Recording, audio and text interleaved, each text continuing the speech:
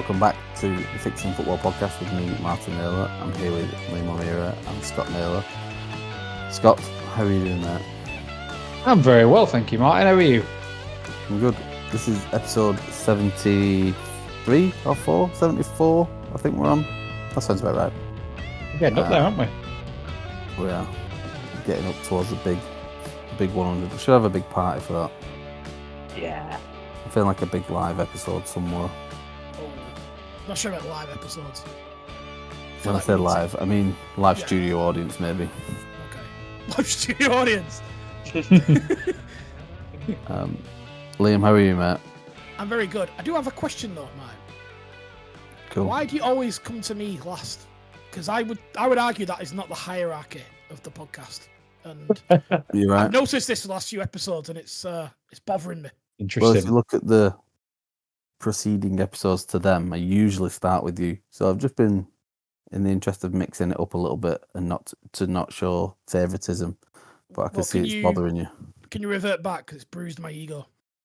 Yeah. And I've actually noticed it as well. That's It's a power move that I think someone's been reading like a self-help, how to assert yourself at work book. Yeah, Being a Leader of Podcasts by Stephen Bartlett. I fucking don't want to read that one. Liam, what have you been up to? I've been doing all sorts, Martin. I was in London for an awards night with work on Friday night. That was good. And then I went through my favourite place on earth, Euston Station, to hightail it back to Bolton to watch us, the Whites, win 1-0. 1-0? 2-1? Why do I think 1-0? Against Burton Albion. Our fourth win out of 5 of a draw, top of the form table.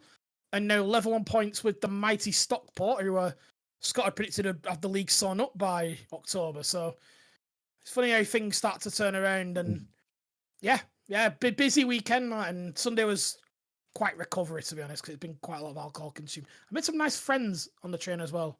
Some Man United and Brentford fans. And you made friends on the train? I did. I never needed a beer more in my life. I think someone identified at 10 o'clock in the morning and just slid a kind of a Strella over to me and said, "Are you going to the match?" And I was like, "Not going to the United game, thank you, but yes, I am going to a match."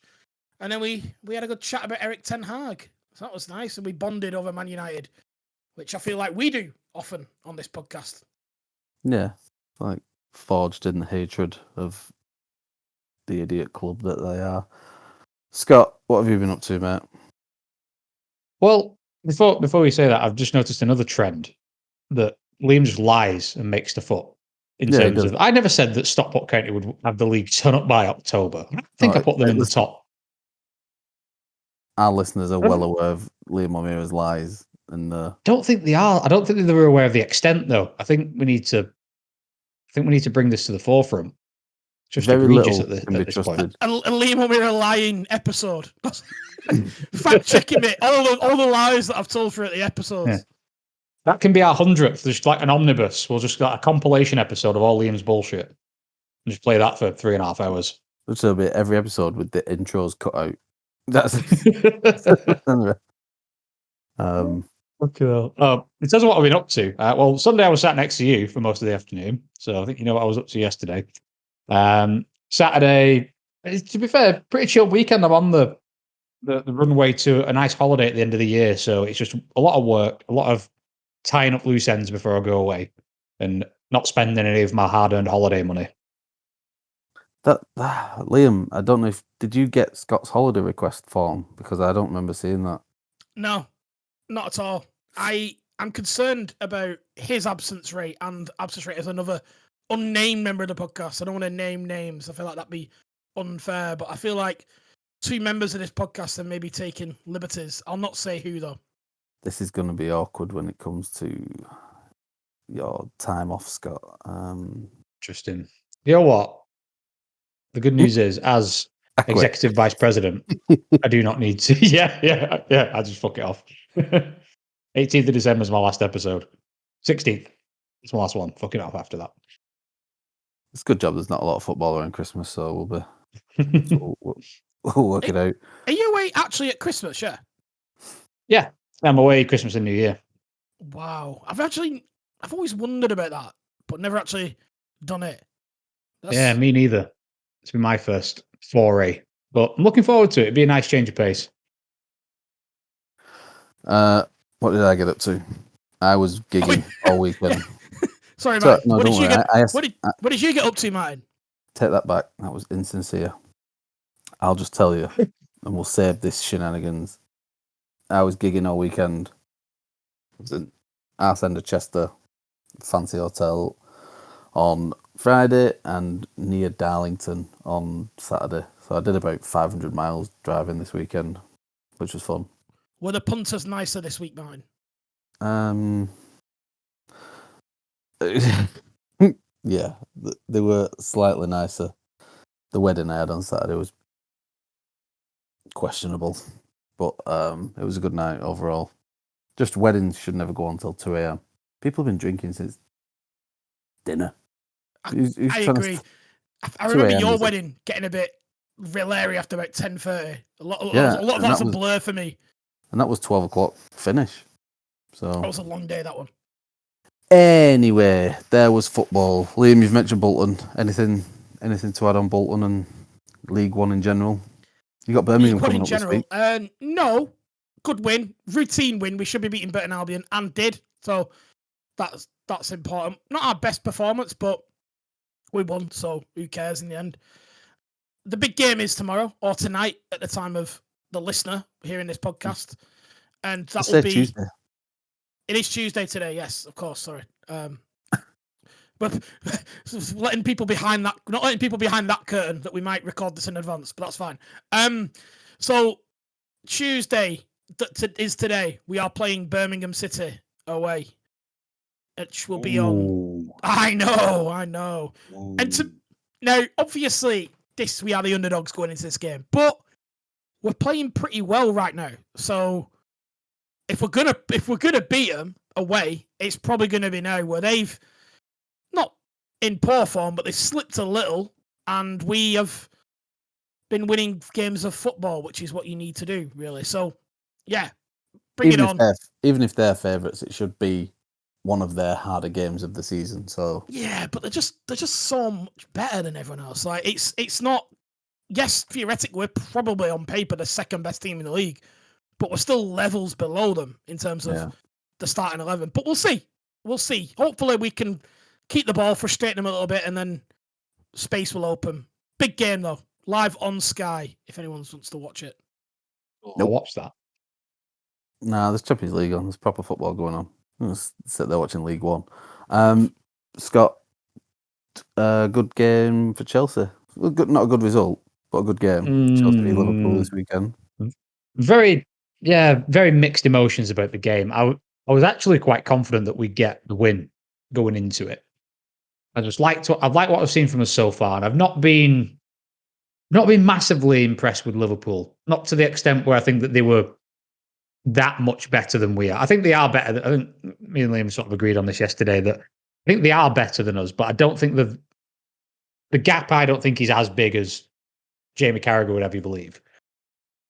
Yeah, overall a good performance. You look at the stats after the game. We think we had the most possession. We had the more shots on target, more touches in their area. So I think we went to Anfield and pretty much controlled the whole game. We just didn't take the chances that we had, and they took pretty much the one clear-cut chance that they had. And yeah, just a couple of lapses in concentration just proved to be the difference.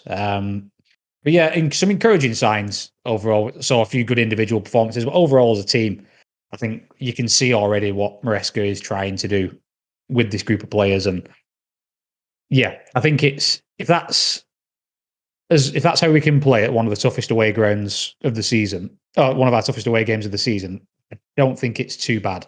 So it's just now we've still got a tough run of games to come. So it would have been nice to pick up at least a point there to then take into Newcastle on Saturday, and we've got a horrible away day to Greece to come this week as well. In the meantime, so hopefully it's not stunted the momentum too much. But yeah, overall, I think there was a lot to be positive about. Let's talk about. In fact, what else was gone on in that match, the Liverpool-Chelsea match? I feel like there was loads going on all match. Something that there was the contentious decision early on, wasn't there, about whether there should have been a red card given on the foul on Jota. Can't remember who it was, Scott. Who was it? Yeah, it was Tosin. Tosin was Tosin. He had a we really... can get to that bit in a minute, but there was also... We'll get to that because it's... we can talk about nicely into... Because it's a completely different incident to one that you're going to try and compare it to, but go on. Completely different. There was a couple of penalty shouts as well, like the one that Curtis Jones didn't get. Well, no, it was given and then overturned. And then there was penalty as well. Yeah, it was quite interesting that I was listening to that particular part on TalkSport. I had to leave for 10-15 minutes, and they had me believe that it was some god awful goalkeeping by Sanchez. You know, he's really made a horrible error. He's put his team behind the 8 ball. And they were really throwing Rob Sanchez under the bus. I've made my feelings quite clear on him a few times. I think he's an okay goalkeeper, but I think if you want a goalkeeper who has the ball at his feet a lot, I think there's better that we can get. But the better that you've got. They tried to make Kepa's on loan at Bournemouth. You what? You got Kepa on loan at Bournemouth. That's why he was bought in the first place, really, weren't it? Oh, fucking! No. He was a panic buy. I'll stand. That's a topic for another day. But yeah, I actually watching it back, it looked like pretty good goalkeeping from Sanchez for that. So I think the correct decision was made there to overturn that penalty. It was a good use of VAR, which I think no one really points out when it happens, because for when you watch it when it happened, you're like, "Well, that's a Stonewall penalty." But then when you watch the angle behind it where he plays it off, and you're like, "Oh wow, well, it's not a penalty actually." So it was literally what VAR's there for. That. Yeah, I agree. That was a good use. There was one at the other end for us that we could have had, and was quite very similar to the penalty that did get given. The foul that Colwell did on Jones, Trent did a very similar one on Sancho before they went up. I think that one was a bit softer, Scott, if I'm being honest with you. I disagree. I mean, I'm not saying that it would have like totally altered the result, and I'm not. It is what it is. Like you get some of those, and you don't get some of those. That's it might have. We could have gone one up there, and to be fair, we were in a controlling point of the game. We were dominating at that point, so maybe. But I'm not saying this is like, oh, that's cost us the result. I just think if the Jones one was given, I think you probably could have made a case for that one as well. But the fact that VAR didn't even look at it, I thought was strange. But they'll have looked at it. It just doesn't mean that they stopped to look at it. They'll have looked at it. I think, Sky don't have to tell you that it's been looked at. They're not just going to go, "Nah, I'm not going to look at that." Like they definitely would have looked at it. Well, there's more of an initiative to go with the on-field decision now, according to Howard Webb. Your best mate.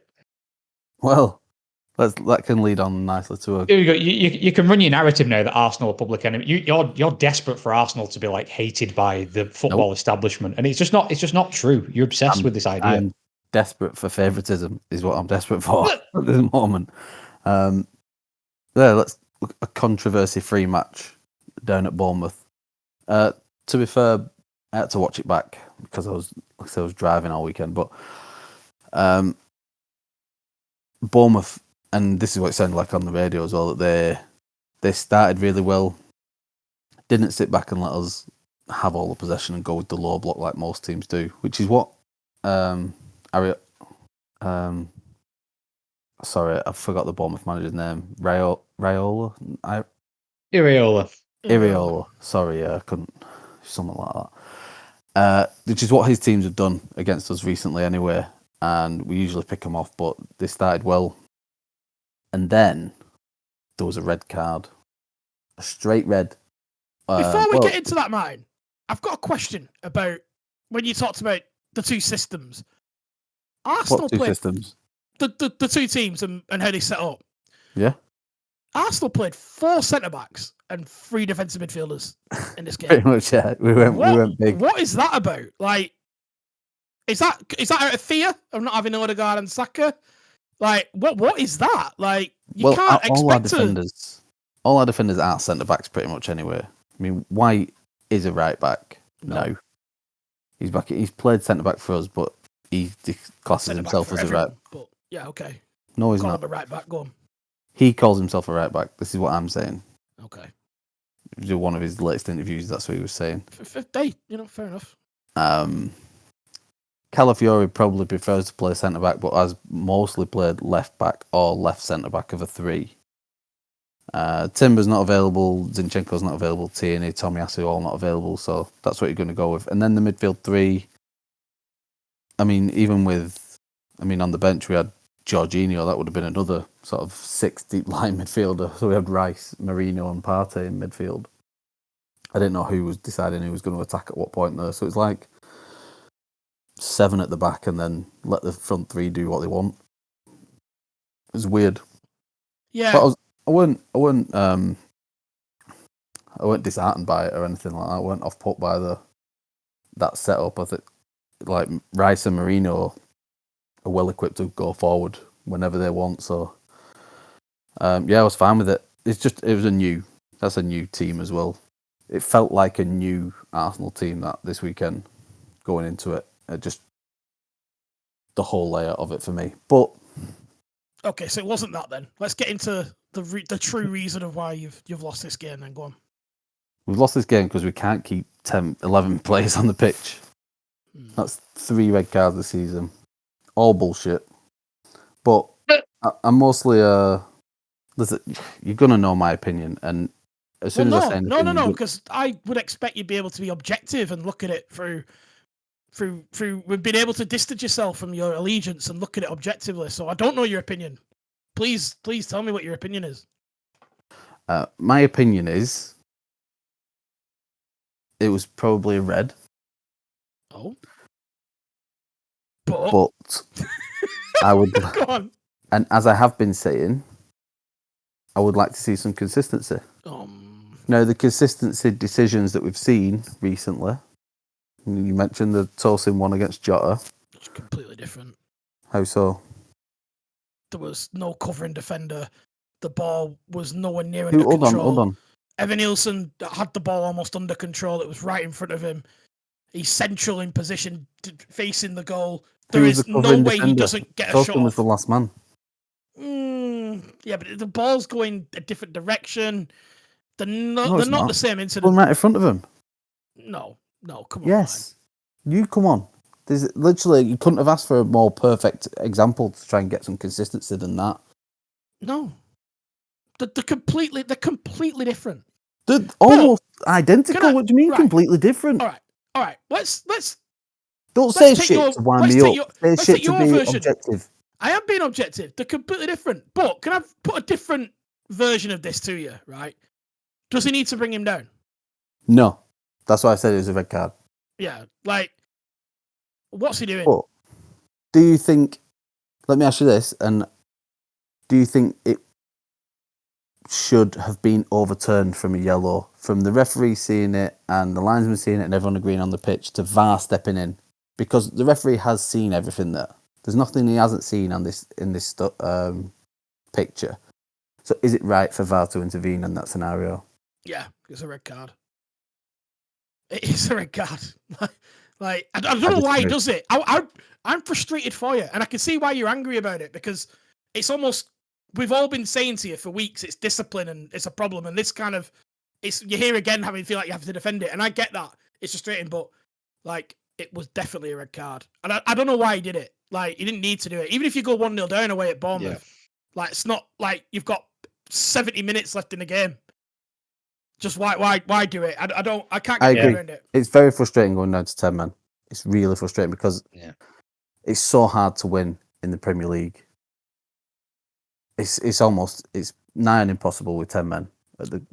So you don't subscribe to Roy Keane's comments of, why not just go in with 10 men then? If you're going to be champion, because that was Roy Keane's opinion after the game, wasn't it? That if you think you see yourself as champions, then going down to 10 men shouldn't be a problem for you. If you're playing a team like Bournemouth, you should go and just win with 10 men. That's what he would do at United. Of course. And Gary Neville shared this view that champions wouldn't mind being down to 10 men. Well, after we'd gone down to 10 men, we had 2 really good chances, especially the Martinelli one. But it just shows how hard it actually is to do it. And then they scored a great move on the corner, and then we give penalty away. They're a good team, Bournemouth. Really good Yeah. team. Yeah, they are. It's really hard. I mean, Scott, when we were speaking about it, you agreed that you thought it was probably yellow. Yeah, I echo what Liam's comments of like why, even if Evan Nilsson does get away, go 1-0 down. Like it's fine. Like you said, you've got fucking all game to pull it back. Like it's easier to come back from 1-0 down with all 11 men on the pitch with superior players than it is to be for 10 men for 70 minutes or whatever it was. So yeah, I think it was just don't put yourself in that position. I think to give him a red, I think you've got to assume a lot of other things are going to happen. Yeah, I think Saliba's got the pace to. I don't really know much about Evan Nilsson, but I don't recall him being brought in as some sort of pace merchant. I don't think he's FIFA 15 Victor Ibarbo style pace, but. Yeah, I think a yellow was the right. I think red's harsh, but again, if you're going to play stupid games, you win stupid prizes, don't you? If you're going to do that, you're putting yourself at risk. Yeah, I agree with that. But I do like when Sky Sports go on the offensive when it comes to the refereeing decisions of the weekend. They roll out Dermot Gallagher for his weekly show, and he can get his 15 minutes for the week. They started to compare the top speed of Ben White and Evan Nilsson in the Premier League this season, just to see if Ben White could catch him if they needed to. Fucking honestly, like the levels that they have to go to get behind the referee. Say, well, the referee's obviously going to know this, that Evan Nilsson's top speed has been 36.7 kilometers per hour, and Ben White's only got to 32. It's like fucking madness. And then there's a clip going around of Ben White giving Leroy Sané a 10-yard head start in the Champions League this season, and then catching him up. So,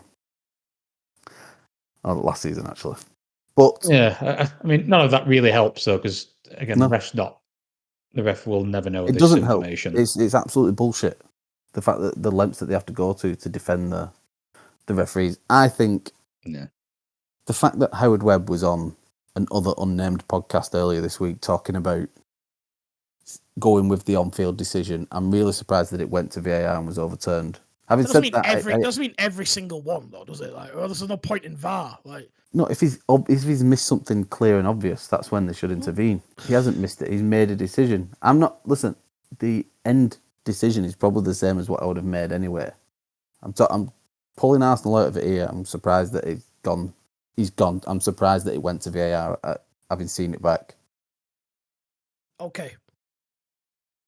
Given the stated initiative by the chairman of these fucking pubes who are ruining our game. They're not. It's just There's a red card. I don't know what we're. Yeah. See, we're saying it's a red card, but like they shouldn't give it a red card because of X, Y, Z. It's like, can I ask? And I'm just, do we have a discipline issue at Arsenal? I don't think so. I think we have a stupidity issue. Yeah, that's more what I go with. I think there's a lack of intelligent play. Yeah, when you say discipline issue, it's sort of. I just don't see good behaviour across the whole club from top to bottom. Like, I just see like a hold on. Like a petulant child, like on the touchline. The way that they act on social media. We've seen some stuff like we haven't seen some stuff. What are you alluding to? I just think that you're generalising and you're making up a load of shit. So I'd like you to be specific. I just think there needs to be more. All right, Guardiola. I think Mikel needs to be more specific when he makes accusations. I think Liam O'Meara needs to be more specific. What are you referring to? I just think Arsenal need to grow up a bit. Is my view. And big words. I think they are the best team in the league by some distance, and they just need to remember that and just play football, and they'll win the league. Like they are miles better than anyone else on their day. Stop playing as many defenders, but I think they'll win the league at a canter if they just focus on playing football instead of just playing all these weird games that they're playing all the time. Just win. Like, but anyway, that's just my opinion. Have you been on the shit sandwich course at work this week? Mikel Arteta, if you're listening, just win. Just win, yeah. Stop Stop kicking off all the time. Just stop losing and win. Yeah, just Idiot. That's it. Just stop being angry and losing your mind over throw-ins and stuff. Just chill out, and everyone else will just chill out a bit, and you'll be all right. I think this is a wild generalization, but And that is what this podcast is built on, Martin. I do think City win that. I think if City in the same position, though, I think City win that game if they go 1-0 down. A man down, sorry. I just think they've got the bottle. I think that's what sets them apart. Unlucky for you, mate. We'll never know because that's never going to happen. Not in the current regime. Well, anyway, let's move on. Before we move on, I'm trying to move on three times now. Yeah, but before we do, because Luke suggested that we could talk about other stuff that happened this week, and just before we talk about whatever we're going to talk about, there was another controversial decision on Sunday that I think we should talk about a little bit. John Stones is winner. Is that offside or not offside? No. You don't think it's offside? So. No. Despite him being in an offside position? Well, John Stones wasn't. No. The player who was interfering with the goalkeeper was. Well, he wasn't interfering with the goalkeeper, though, was he? He was about 3 foot away from him. Well, after grinding on him for like 30 seconds. You could have fit another person between Bernardo and Jose Sarr. I don't understand what. He was halfway on the floor. It's an interesting one. It's a clear tactic from Bernardo to interfere and then. Ooh, interesting. You don't like it when City do it, do you? Gabriel does it. Is this dark arts? You're suggesting the dark arts? No. Hey, according to Sky Sports, it's clever. No. It's back to being clever when City do it. When Gabriel does it, though, it's all golden, isn't it? Yeah, they use some real choice words when it's a red and white shirt. No. What are you on about? Hold on. No. I'm not allowing this happen. 2 weeks ago, all Sky Sports have done is suck off how good you are at set pieces. That's all they've done. All they've done is bang on about how good you are. Yeah. Oh, it's like you've invented the corner kick this season. It's like no one's ever seen a goal from a corner before. It's like you can't claim this. Oh, whoa, is Arsenal when all they've done is kiss your ass for the last 3 years. Can't finish a fucking sentence around here. Listen, 2 weeks ago, this was the Dark Arts special going off, and everyone was going on about Arsenal doing X, Y, and Z on corners. Whatever it is, it's back to being clever again now. Well, back to the point in question. If one of you interrupt me again, I'm going to fucking end this whole shit. Bernardo, it's clear what he's doing, trying to put the goalkeeper off, and then moving out the way. Does it really well. He gets out the way enough to put like clear daylight in between him and Jose Sarr. By the time Stones gets the header away. So yeah, I agreed with it, and then when we were watching it back yesterday, Scott, I was just like, he's going to give this. I can see. I don't know. It's how far you go with this interference. What you would class as interference here? I mean, definitely offside. It's definitely offside. Like you've definitely interfered in play. You're near the goalkeeper in an offside position. You'd have no reason to be there. Yeah, it's offside. And I was shocked he overruled VAR on it.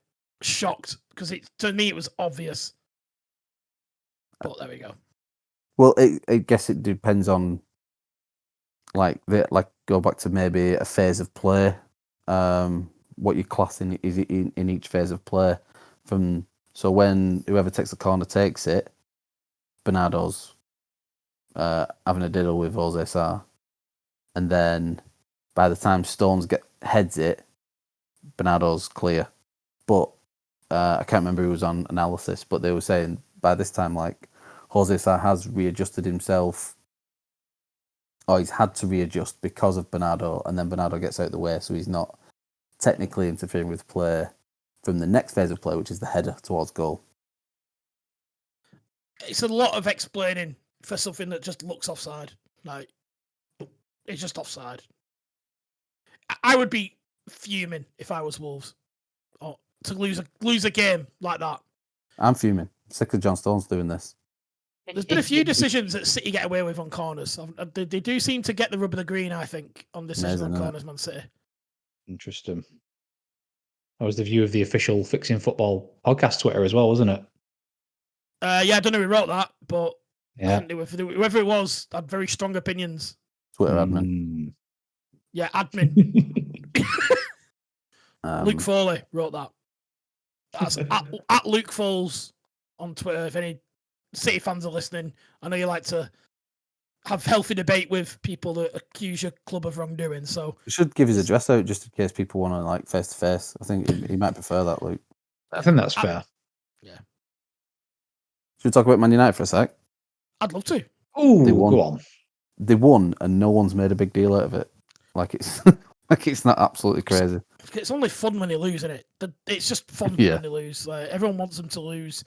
We can all have a laugh. I do like Ten Hag claiming that stories that his job's under threat is just media fantasy. I don't know what. I'd love to live in Ten Hag's world where you can say things like that and believe that people will accept that as a version of truth. That there's just absolutely no way his job's under threat.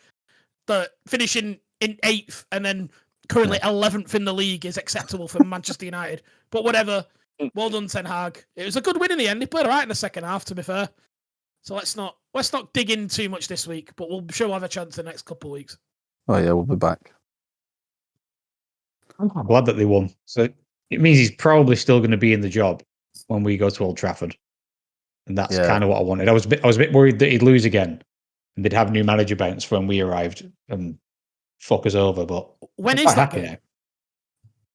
Oh, it's in the next 2 or 3 weeks. It's not far off. Hold on. I think Luke will be looking forward to that game. There's a big run of fixtures now between like United, Liverpool, Newcastle, Chelsea, and Arsenal, where we all sort of overlap over the next couple of weeks. That's literally that's our next run. We've got Newcastle Sunday, then the following Sunday, United, following Sunday, Arsenal. We play Sunday the 3rd. Newcastle. Newcastle and Arsenal at the Bridge. United at Old Trafford. We've got in that order: Newcastle, Chelsea. We've got Liverpool next, and then United at the beginning of December, midweek. For Amazon Prime night, which I love. Yeah, it's good, that, isn't it? Yeah, it's good now. That. Okay, fair enough. It's like I've got nothing to add on that. So you know Christmas is here when you're an adult. Amazon Prime week. Right, let's have a quick break because I need a break from you two for 5 minutes.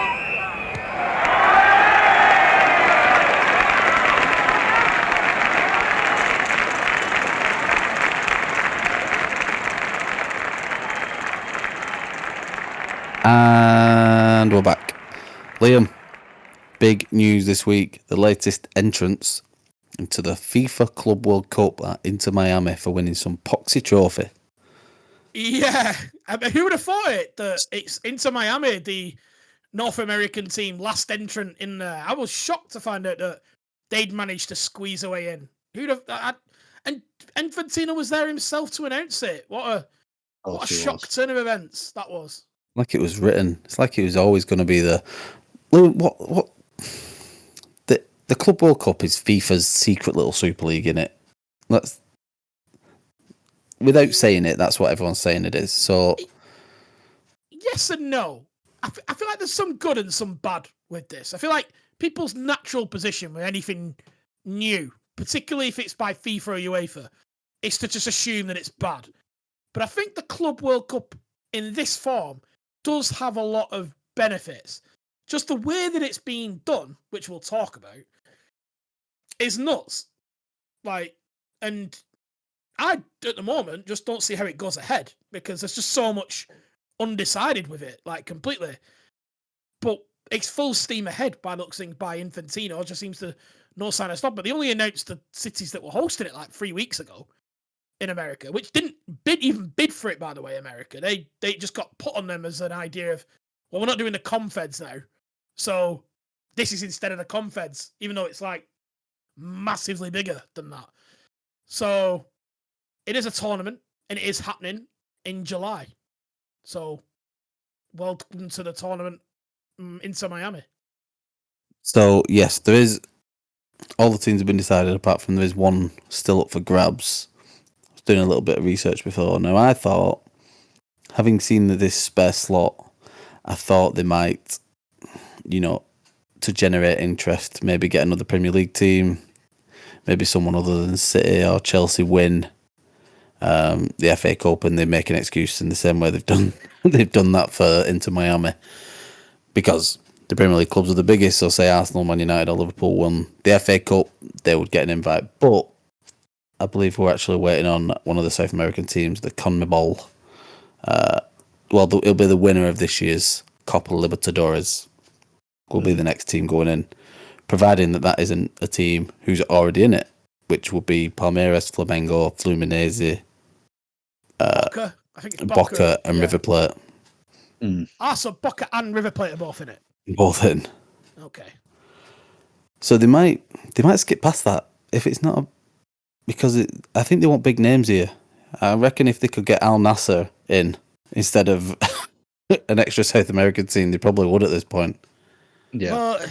But it's the TV deal, isn't it? That's what these big players guarantee. Because up until 40 hours ago, they didn't know whether Messi was going to be in it or not. So which is a big deal. It is. It is. So, and as it at the time of recording, which is Tuesday, I believe, Martin, we say that there is no broadcast deal agreed. Although Apple are in the running. Although I don't know if that's just FIFA words. But there's helps no it being in broadcast.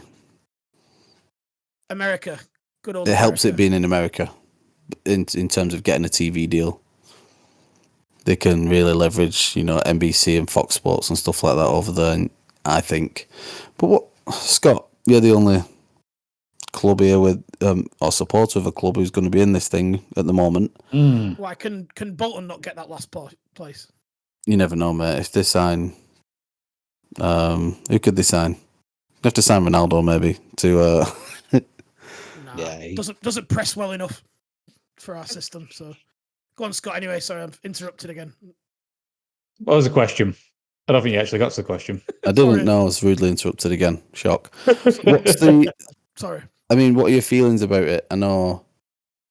Well, Pep was saying at the beginning of the season that yourselves and Man City have asked for leeway going into next season because of the, the potential overrun of fixtures or the lack of time off you'll be getting.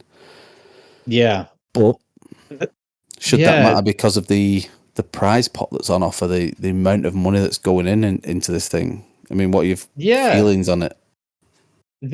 I'd be highly hypocritical if I didn't sort of stick to my guns here. Like, if we want the benefits of playing in this competition and take it, I think it's a minimum 50 million just for showing up, which is crazy.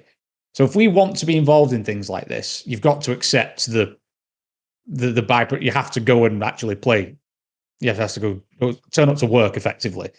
So I don't really like this notion of, can we tack 2 weeks on to our preparation? Can we start the season 2 weeks later? I don't really like that. I think clearly we build big enough squads to try and cope with this sort of stuff. And I don't think each game is going to be ultra high intensity. So I did see something where I think we can register players a bit earlier than everybody else now, because Estevao, who's going to be joining from Palmeiras, is going to, rather than play for Palmeiras in that tournament, he's going to be playing for Chelsea because he's able to be registered about a month earlier than he not typically would have been, which I thought was quite interesting. I was wondering with him whether he'd end up playing like 2 games for Palmeiras, then transfer during the tournament to Chelsea. No, I think because we can do it with Paez as well, because Kendry Paez is playing for, oh god, I think they're called Independiente. Okay. And he's another one that we would like to get involved with that, because we see him and Estevao was like ready yesterday to play Premier League football. Do you see a danger of teams fielding weakened sides, or should I say, making use of their squads in this tournament? Probably. But it's kind of what they're for, isn't it? These players get signed to. I'm sure there'll be some pressure to play the big stars because of how big FIFA want this to become. So it's going to be every 4 years, isn't it? This. So I can see there being a little bit of pressure for, Palmer to be playing over fucking Carney Chukwuemeka. But it is what it is, isn't it? To be quite honest, because of how poor we've been, I was actually just happy to get an invite because we've been so shit. I thought it was actually quite something nice that we could actually go on and win because we do quite well in cup football. So Is that you saying thank you to Kai Havertz? who? What do you mean who? And Timo. Yeah, Timo. Yeah, thanks, Timo. Well, no. Liam, how does this tournament become as prestigious as FIFA want it to when the lack of interest is probably not there? It's a long old season where the Champions League is the main goal for Real Madrid and Bayern Munich and the big European teams that are in it, to then go again straight away into at the end of the season. See, I wonder about this. Is there a lack of interest, or is that just Sky telling us there's a lack of interest? It won't be at the time. When it comes the Premier around, League is the holy grail, and they've got that. So everything else is a sub-product that they're not interested in. I wonder about this. I think it could be quite a big winner, because I think as soon as you get Chelsea versus River Plate first game, and that first minute River Plate smash into Cole Palmer, you've got a game on, and that stand will be full of River fans, bang up for it. Yeah. I think it will 180 and everyone will love it straight away. I actually do. I think this is a winner. I think they've rushed it. I think they've absolutely rushed it because they need the money, and they wanted to get it in this Confederations Cup window because it's really the only time they can do it without it had to be now. Extra tournament. Another 4 years away. Exactly. So they wanted to do it now. I probably wouldn't have done that. I probably would have waited the extra 4 years. But I think this will be a success. I think the thing that will determine here how popular it is who's showing it and how accessible it is. But I do actually think it'll be quite popular. And I think the clash of South American teams against European teams will be very good. But I also think it's a massive win for other areas as well, because this money gets put back into development. I think like 80% of FIFA's money goes back to the different organizations. So it's brilliant revenue for genuine grassroots football development.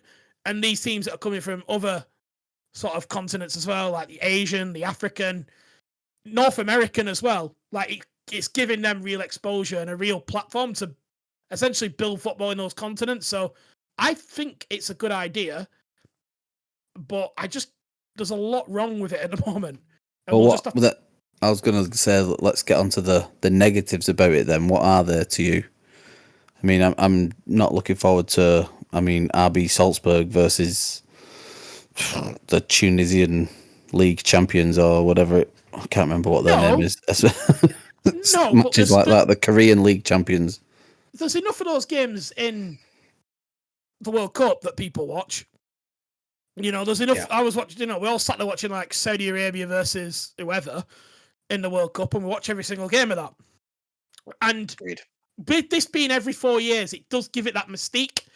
You are watching something that won't happen again for another 4 years, so you do feel almost compelled to see it. I think they need to be very careful about where they play those games. That's something that I think is very important, because I completely agree. If you're playing like Ottawa FC, I think they're in it, aren't they? Ottawa, am I right there? Yeah. Seattle Sounders. Ottawa versus exactly, versus like you there, RB Salzburg, right? So that game needs to play in a stadium that reflects that, or in an area where there is potential fans of that club. In America, there's a lot of football fans in America. That's all we hear about these days, right? So be very selective about the stadiums that host those games. Don't put them in mega bowls, like NFL super mega bowls with no one in there, because that was a bit what it got like in the Copa America that they just held. They didn't really plan those games well. So I think that's important. I think after that, it gives another tournament that can be hosted. It doesn't necessarily have to follow the World Cup host. I think, there's a lot of countries out there that want to host World Cups. It could be very interesting. I don't know. I'm looking forward to it, to be honest. I just hope they don't fuck it up. Yeah, well, I think when it's a World Cup year, or a Euros year, I'm always looking forward to that that summer of football getting going as well, where you know your season finishes after the World Cup. Then you know what I mean. Whereas this year, maybe because as an Arsenal fan, I've not got a vested interest in it. Yeah. Maybe that's why I'm not. But you probably don't either, really. I mean, it's not the best time for Chelsea to be competing with the elite. If this is what the tournament's being billed as, you compete with the elite of the elite for the end of time, and then on a repeating scale for 4 years. Yeah, it's not. You would not like. I mean, there's been better Chelsea times for you to go into this tournament. You know what I mean? So I'm saying to you, do you feel the excitement for this? Or are you just taking it and we'll see what happens? Maybe it'll work, maybe it'll fuck up. A little bit of both, because you got, as much as you can say, okay, maybe it's not a great time for, this particular iteration of Chelsea to be going up against some of these teams. But what if we go and win it, and we go and beat, Real Madrid or Juventus or Inter or City or whoever it is, because we can. And no, you can't. It is exciting, because I think, like, you as a neutral, Martin, you could sit down in the summer and watch some games you may never get to see again. Oh, yeah, 100%. I remember when we last did the club, not the most recent one that we won, the Club World Cup. Before that, we lost to, oh God, who was it? It was Corinthians. Yeah, I was going to say, I'm sure it was. Lost in the final to Corinthians, and on paper, that's like just those two names together. It's like, oh, Chelsea should have battered them. Maybe we should, but because we don't really see South American football, we don't really know what these teams are really like, and it's a big clash of styles, and it's stuff that you could watch. River Plate turn over Real Madrid. Like, I think it's got a lot of excitement and intrigue about that. And as a Chelsea fan, I'm just excited at the prospect of going to this brand new tournament and planting a flag and putting up a good showing and maybe even winning it. So, yeah, I think and to Liam's point as well, all it takes is for a very feisty South American crowd and these teams who will have a point to prove against the bigger European names. And all of a sudden, you've got a really tasty game on your hands. What format is it going to be? Is it like old school World Cup with the groups? And does anyone know that yet? 32 teams, so it's got to be, really. You'd think that's 32 teams, that's knockout football. I don't see him doing a bracket, a 16-way bracket either side. I don't think it'll be that. No, I think it's traditional Champions League format that we know and love, of 8 groups of 4, top 2 go through, and so on and so forth. I think it's fairly straightforward. I mean, of course I'll watch it.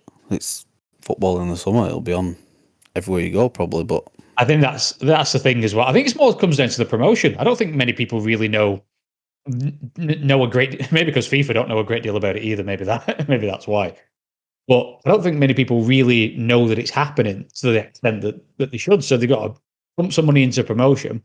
And to Liam's point, put it on a platform that a lot of people can get hold of. Try and get a good domestic deal in either with ITV or someone like that, or a streaming service that you're confident you can reach a big audience on. Maybe Prime, but maybe Prime's football budget's tapped out. I could see Apple getting it. I could see it being a foot in the door for them in terms of the football market. With because of the way they got the MLS, they want to get something going for the World Cup. I know they do. I could see Apple getting it, and then you've got a big audience. I do think that's a mistake, though. I don't think that many people in the places where people actually watch football, I don't think as many people have Apple as they would maybe a Prime or a Netflix or maybe something of that nature. It depends how Apple package it, don't it? It depends how they package it, because they might package it similar to what DAZN did with Joshua, where if you sign up for X amount a year, you might get that first month free or whatever. It depends how Apple. They might do a bit of a loss leader on it. DAZN would be a good and interesting one, and I'm sure they'll be in the running if it's there. Apple versus everyone else is like 50-50 in the world. In America, it's like 70-30 in terms of market share. So we will see on that one. Liam, sorry, Scott, you go on. You tell me about this. you may have been going on to this point. It's just that we started off with it, the Inter Miami inclusion, and this, which is obviously to get Messi in the tournament, which is corrupt as shit, if you ask me. There was no place for Inter Miami at this before, and because Messi plays for them, we'll find a way to shoehorn them in. And you know me, I've been on the Messi's rigged World Cup bandwagon since the tournament was ongoing. I'm pretty sure when I knew it was in Qatar and his club team was sponsored by Qatar Airways, I thought there's no way they're passing up this opportunity to see Messi there holding the World Cup aloft, draped in that weird little coat that they gave him. This is how people know we're brothers, mate. Because my question to Liam was going to be, Liam, why does this whole tournament fucking stink? What is it about it? Is it the fact that FIFA's attached to it and they just in general stink up the place? There's always, you feel there's always some undertones of shade going on somewhere. I mean, what is it? I mean, you're a man with the finger on the pulse when it comes to controversies. It does stink, but I do wonder whether that's our sort of European sort of bias coming in with regards to it. And I try and look at FIFA things through this sort of idea of, is this just like my European football exceptionalism kicking in, that I just think, well, do we need this? We've got the Champions League, or why do I need this? We've got the Euros. And I think we're all right. Don't worry about everyone else. FIFA hasn't won over people from UEFA really since what happened with Blatter, and Infantino just doesn't. It doesn't.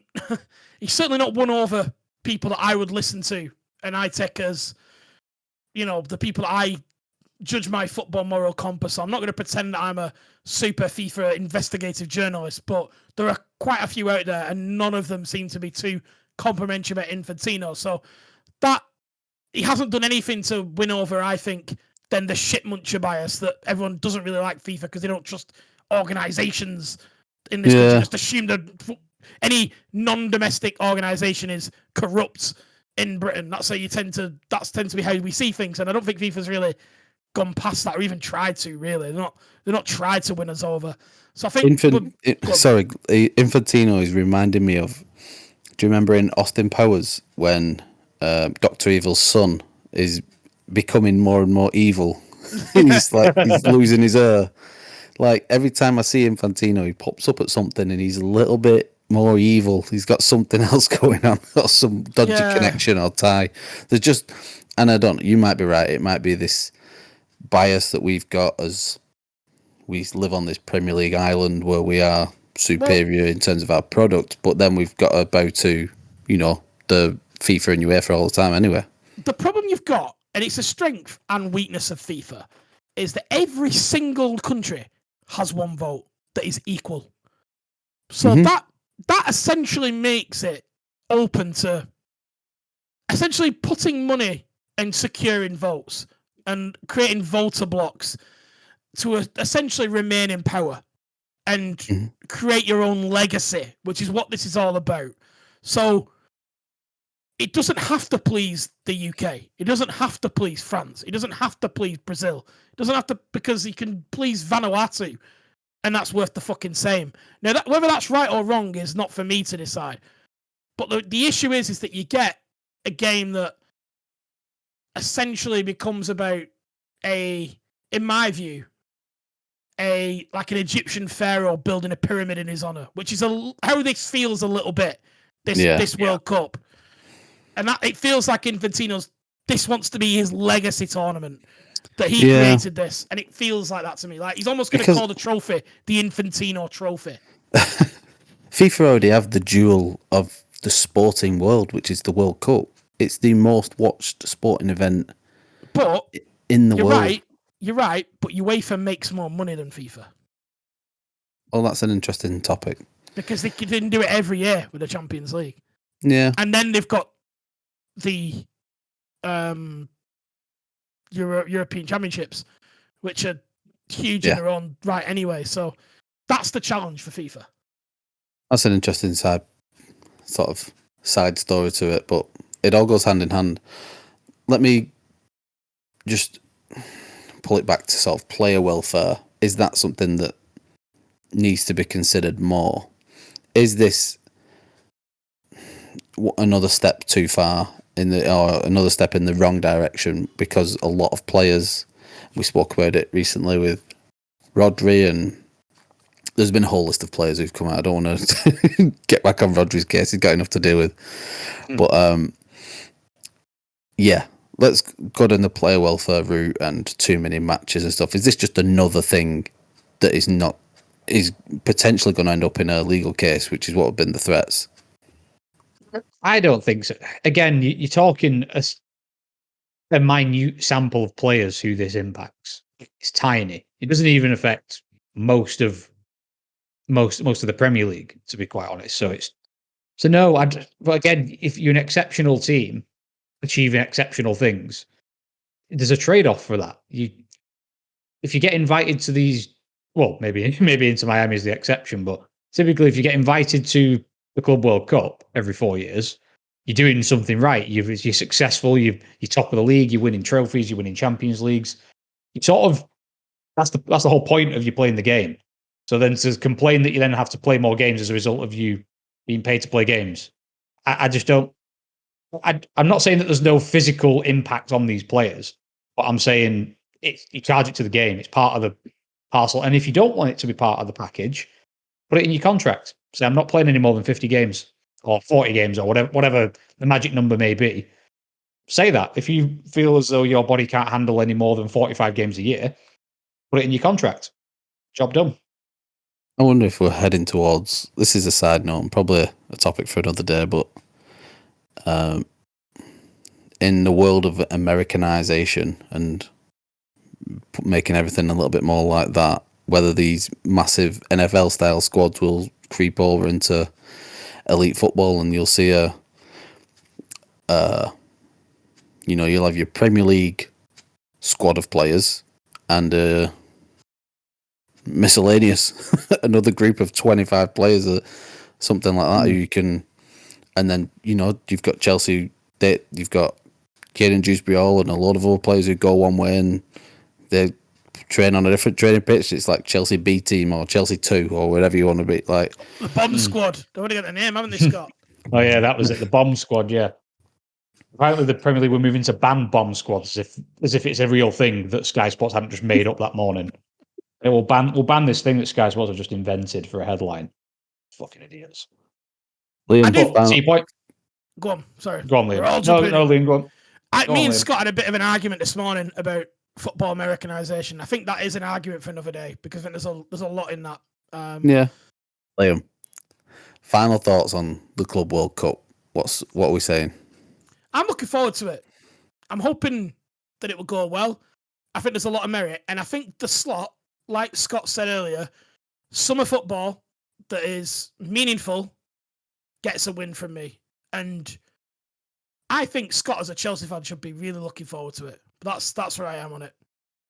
Oh, correct. I am looking forward to it as a Chelsea fan. It's a chance for some silverware. I guess if Potts fails, it's another bite at the cherry for Maresca and his team to go and achieve something. So summer filled with more football, particularly one that Chelsea are competing in, is A-OK with me. So I am all on board. A rare FIFA W, in my opinion. You won't win it though. But go on, Martin. What do you think? Nah, we will. I'm almost waiting for what's the word? I'm waiting for the thing to blow up on it. I don't know what that's going to be. I'm waiting for the controversy to hit. I feel like there's something that we don't know yet.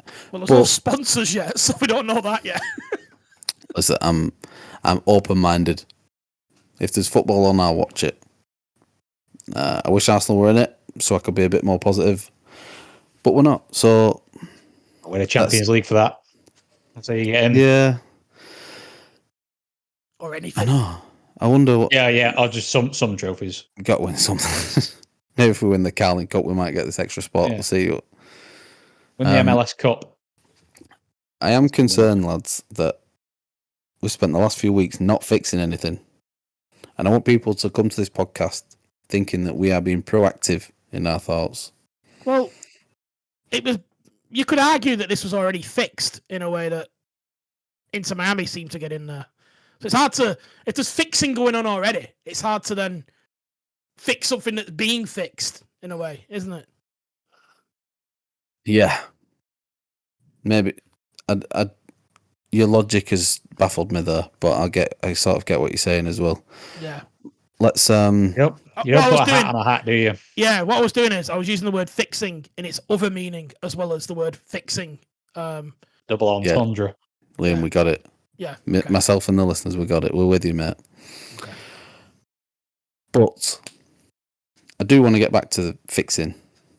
I want us to come up with the solution of something that we can really run with and create an environment that people are listening to this podcast that has a point, and we're not just idiots muttering to ourselves talking about football like every other podcast. We have a point and we have a reason to listen to for people to get on board with or challenge, whatever side of it you fall on. Does anyone want to mention anything else that's currently going on with our podcast? I do, Martin. I do want to mention something.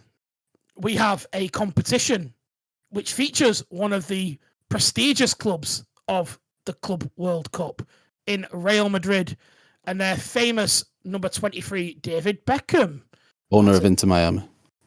Owner of Inter Miami. See, so this is the absolute must for any big fans of the Club World Cup 2025 of the USA. No more details available. No more details available for what? The competition? Well, that competition. But into this competition, there is plenty of details available. You can find them all, Martin, underneath this thing.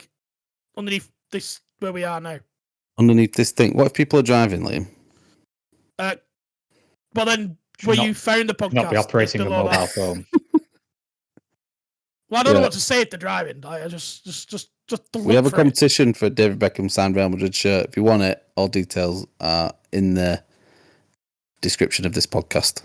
That's where you'll find it. Or on our social media, you can find the links to all them at fixingfootballpodcast.com.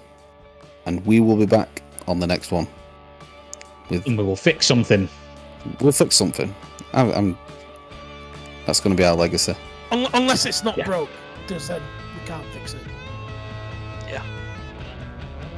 No, let's talk about Luke for an hour. There's plenty to fix there. Right. I'll see you next week, boys. Goodbye. See you in a bit.